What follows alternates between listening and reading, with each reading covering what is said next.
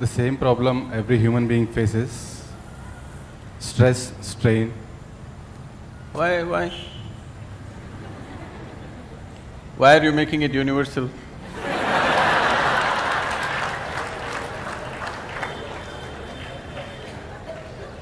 You are assuming that. Okay, you are stressed and strained and what? And one more point. Torture. Getting married and traveling in the path of yoga to reach to the destination, and not getting married, going on the path of the yoga. Which one is the best way?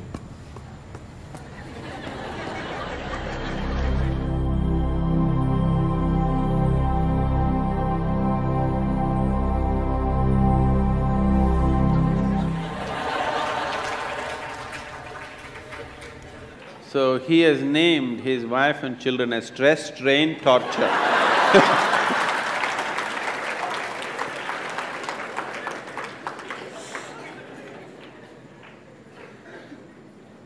Wife and 2 children, stress, strain and torture, how's that? I don't want you to travel on the path of yoga. Whatever goddamn path you're traveling on, take yoga with you.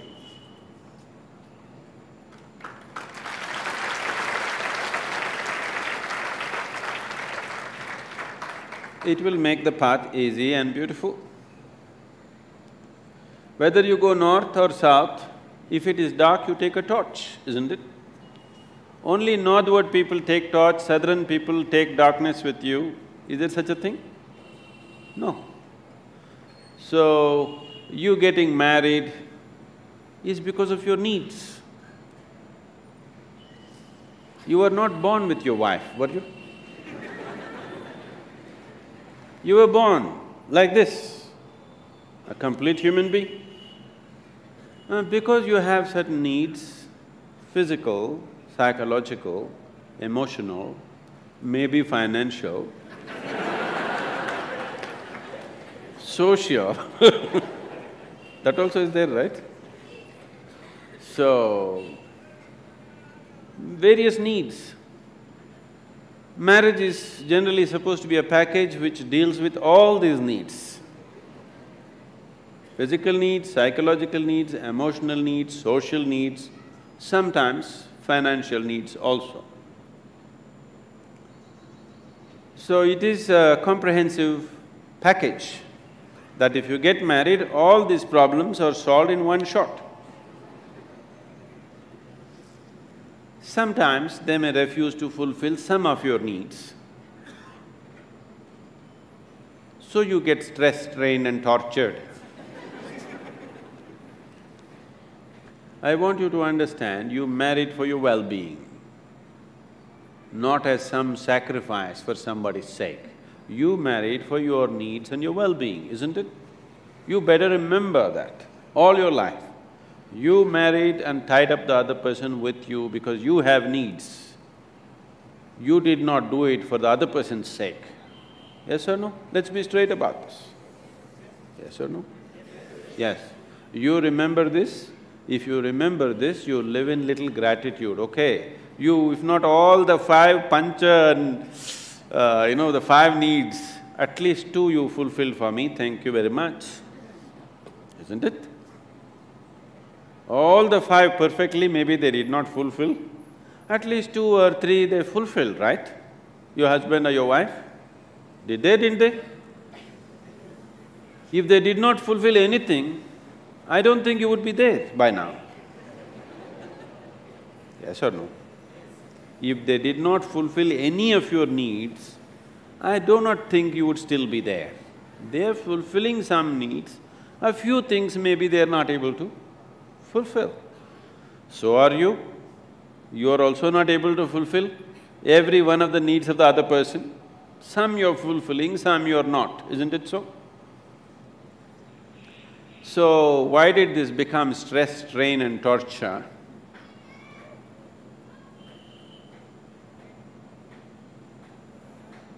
Whichever way you have made it, till now, it doesn't matter. If you're willing, in 3 days' time, It doesn't matter how bad your situation is.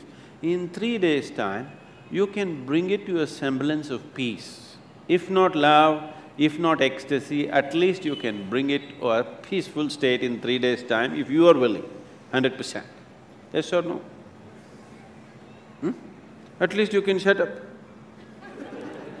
Simply, whatever happens.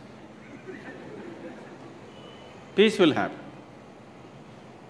And maybe they will love it.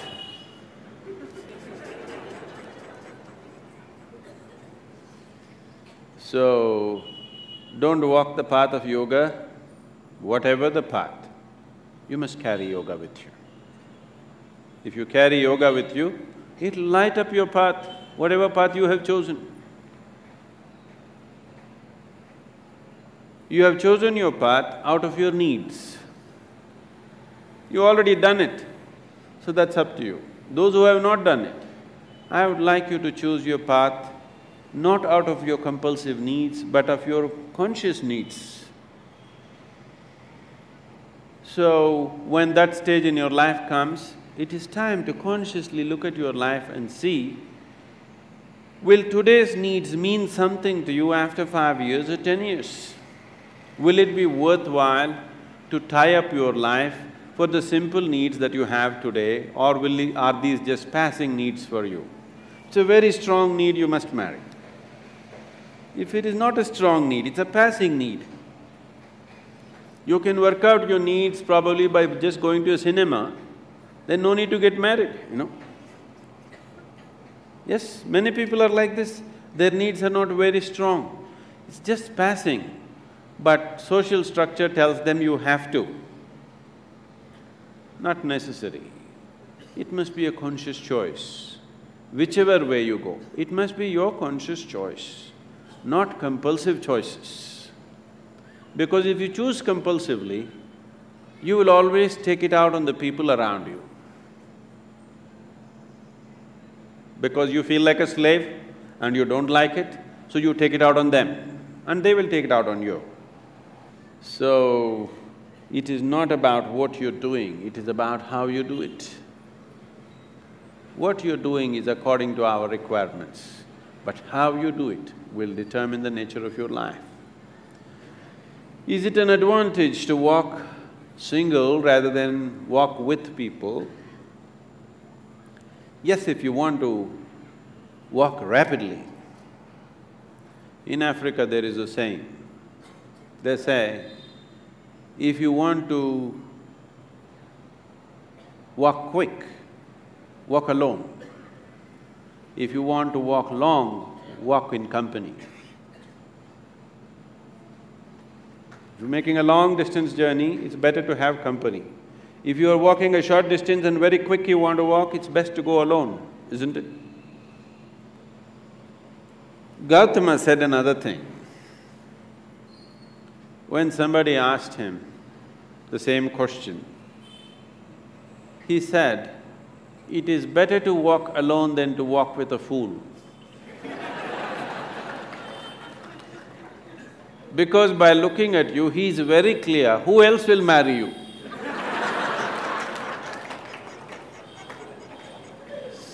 So that is Gautama's way of working. So he said, he's always discouraging people to take company. He said, this life is a brief walk, why do you need company? When you leave this body, it's a long place, there I will be there. This is the offer. But you think life is long. So maybe you need company. If you need company, you take it. But how you conduct this company is very important. If you want to conduct this sensibly, one of the most important things that you need to do, particularly with your children, you must do this, is your psychological and your emotional framework should be around the basic fact of life. The basic fact of life is that you're mortal. Your psychological and emotional structure should be formed around your mortality. This is most important. If you're constantly aware that this is a brief life, any moment you'll fall dead actually. Then you would organize your life and conduct your life in a certain way. When you know time is ticking away, any moment you'll be knocked down, you have no time to get angry with somebody, isn't it? You have no time to fight with somebody here.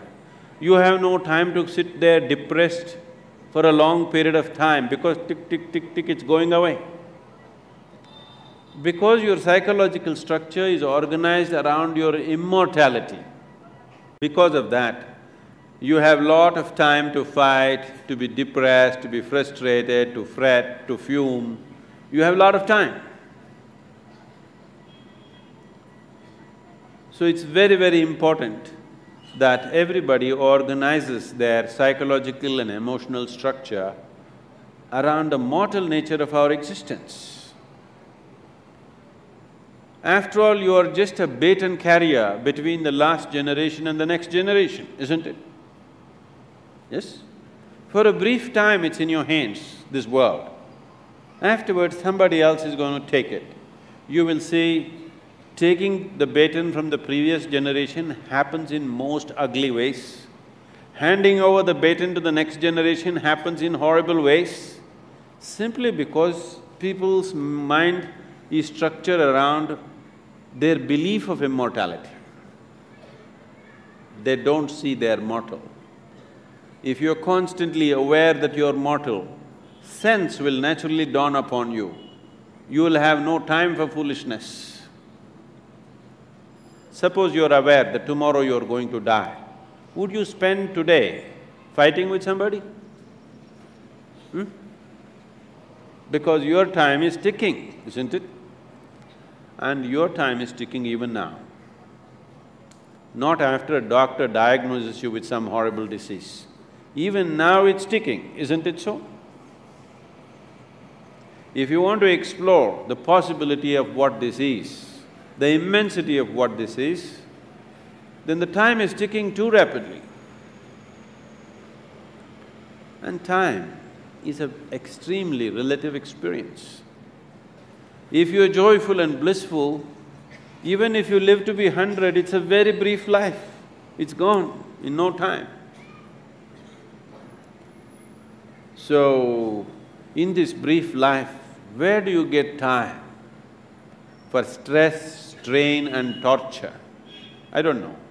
Where you get time? This is simply because you think you're immortal. This is the biggest mistake you have done. It is just a brief journey. You must conduct it as gracefully, as blissfully as possible. If you do not know the cosmos, at least you must know this piece of life before you fall dead. That must happen to everybody.